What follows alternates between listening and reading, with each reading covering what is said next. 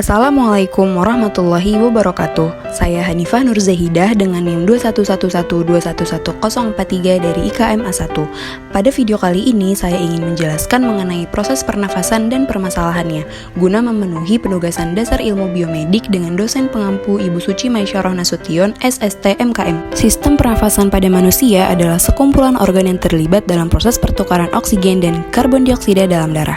Sistem pernafasan yaitu suatu sistem yang tujuan utamanya menyediakan oksigen untuk proses metabolisme tubuh.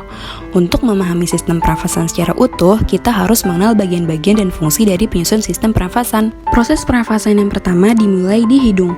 Udara pertama kali masuk ke saluran pernafasan melalui lubang hidung dengan mekanisme inspirasi. Di rongga hidung, udara kemudian disaring oleh rambut-rambut hidung dari partikel-partikel debu yang menyertai udara yang masuk. Nah, selain itu, udara juga akan dihangatkan dan akan dilembabkan agar sesuai dengan suhu tubuh. Dari rongga hidung, udara selanjutnya mengarah ke faring. Faring adalah persilangan tempat jalur udara dan makanan bertemu. Jadi, pada faring ini adalah tempat dilaluinya udara pernafasan dan makanan yang berasal dari mulut. Pada faring terdapat ismus yang membantu kita untuk bisa bernafas melalui hidung dan mulut. Setelah melalui faring, udara akan memasuki laring. Di belakang lidah dan di depan laring terdapat epiglotis yang berfungsi mengatur masuknya udara dan makanan ke salurannya masing-masing. Ketika makanan ditelan, laring bergerak ke atas dan mendorong epiglotis sehingga menutupi glotis. Glotis ini adalah bukaan trakea atau tenggorokan. Hal ini memungkinkan makanan menuruni esofagus menuju ke lambung. Ketika makanan turun menuju lambung, glotis terbuka sehingga memungkinkan udara pernafasan masuk ke laring yang merupakan bagian atas dari saluran pernafasan. Di laring juga terdapat kotak suara. Suara yang dihembuskan dari dalam keluar mengalir cepat melalui pita suara, yaitu sepasang pita otoglatis di dalam laring. Suara dihasilkan ketika otot-otot di dalam kotak suara menegang atau kontraksi, yang kemudian merentangkan pita suara sehingga bervibrasi atau bergetar. Nah, suara tinggi dihasilkan dari pita-pita yang terentang erat dan bervibrasi sangat cepat, sedangkan suara rendah berasal dari pita suara yang tidak begitu tegang dan bervibrasi sangat lambat. Dari laring, udara masuk ke dalam trakea. Di dinding trakea ini terdapat kartilago atau tulang rawan yang memperkokoh trakea sehingga saluran ini akan tetap terbuka. Selain itu, terdapat epitelium yang melapisi trakea hingga bronkus. Epitelium ini ditutupi oleh silia pada permukaan dan selapis mukus atau cairan lendir yang tipis. Nah, mukosa ini berfungsi untuk menangkap debu dan kontaminan kecil yang lolos dari rongga hidung. Silia ini berdenyut dan bergerak seperti ombak menggerakkan mukus ke atas menuju faring. Tempat mukus tersebut akan ditelan atau dibuang dengan sengaja keluar dari mulut. Proses ini dinamakan eskalator mukus, yaitu proses yang memainkan peran penting dalam membersihkan sistem pernafasan. Pada ujung trakea terdapat bronkus, yaitu percabangan yang menghubungkan trakea dengan paru-paru kiri dan kanan. Bronkus bercabang-cabang lagi di dalam paru-paru menjadi saluran-saluran kecil yang disebut bronkiolus. Nah, proses pernafasan pada bronkus dan bronkiolus yaitu bronkus adalah saluran yang menghubungkan antara trakea dan paru-paru. Dalam hal ini, bronkus berfungsi mengantarkan udara dari saluran nafas atas ke dalam paru-paru sekaligus mengeluarkannya dari paru-paru. Bronkiolus akan membawa udara yang kaya oksigen ke kantung udara alveolus. Selanjutnya, di dalam alveolus terjadi pertukaran udara antara oksigen yang akan diedarkan ke seluruh tubuh dan karbon dioksida yang harus dikeluarkan dari paru-paru. Setelah proses pertukaran udara selesai, bronkiolus akan kembali mendorong udara yang mengandung karbon dioksida agar keluar dari paru-paru. Oksigen dari udara yang memasuki alveoli akan terlalut di dalam selaput lembab yang melapisi permukaan dalam alveoli dan kemudian akan berifusi dengan cepat melintasi epitelium ke dalam kapiler darah yang mengelilingi setiap alveoli.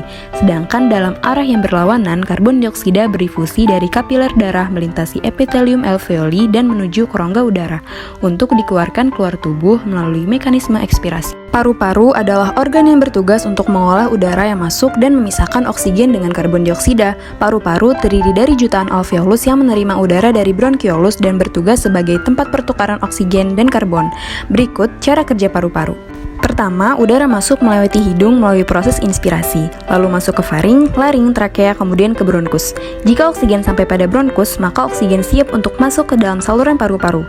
Oksigen akan berdifusi lewat pembuluh darah berupa kapiler-kapiler arteri dengan cara difusi. Kapiler-kapiler ini terdapat pada alveolus yang merupakan cabang dari bronkiolus. Pada alveolus ini akan terjadi pertukaran gas oksigen dengan karbon dioksida. Oksigen diikat oleh hemoglobin dalam sel-sel darah merah, lalu diedarkan ke seluruh sel-sel tubuh yang nantinya akan digunakan oleh sel untuk proses metabolisme. Proses metabolisme akan menghasilkan karbon dioksida. Karbon dioksida akan dibawa oleh kapiler vena untuk dibawa ke alveolus dan akan dikeluarkan di alveolus melalui proses ekspirasi. Nah, selanjutnya saya akan membahas permasalahan pernafasan yaitu asma. Asma adalah jenis penyakit jangka panjang atau kronis pada saluran pernafasan yang ditandai dengan peradangan dan penyempitan saluran nafas yang menimbulkan sesak atau sulit bernafas. Selain sulit bernafas, penderita asma juga bisa mengalami gejala lain seperti nyeri dada, batuk-batuk, dan mengi. Asma bisa diderita oleh semua golongan usia baik muda atau tua. Lalu, bagaimana sih proses terjadinya asma? Pertama, pada penderita asma, saluran nafas mengalami kronis yang membuat mereka sangat sensitif terhadap pemicu-pemicu tertentu, seperti asap rokok, debu, dan lain-lain. Ketika penderita asma terpapar oleh pemicu-pemicu ini, serangan asma akan dapat muncul.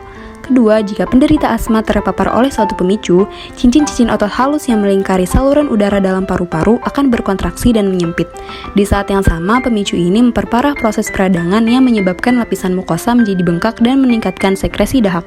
Dalam kondisi normal, dahak berguna untuk menjerat dan membersihkan partikel.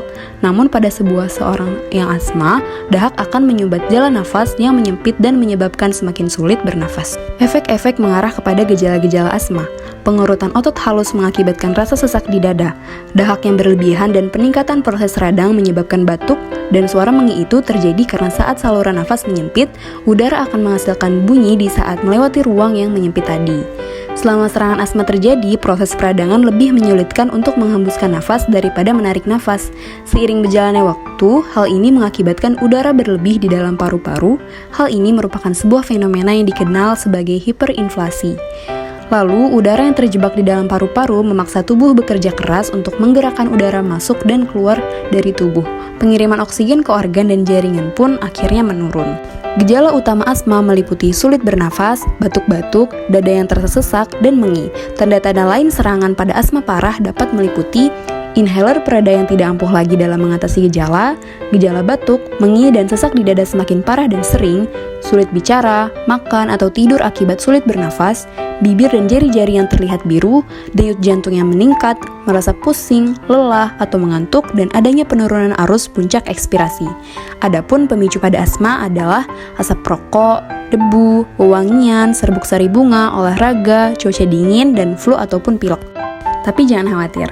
Asma dapat kita cegah dengan berbagai macam cara seperti berhenti merokok, hindari paparan asap rokok, debu, polusi udara, bau-bauan yang mengiritasi seperti parfum dan obat semprot serangga, jangan memelihara hewan seperti anjing dan kucing, gunakan kasur dan bantal sintesis. Usahakan tidak memakai karpet di dalam rumah ya, serta jemur dan tepuk-tepuk kasur secara rutin. Lalu, gunakan masker bila menyapu lantai, bersihkan perabotan rumah dengan kain yang lembab, hindari penggunaan kipas angin.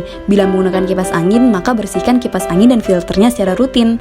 Penuhi gizi yang cukup dan seimbang dan olahraga yang teratur.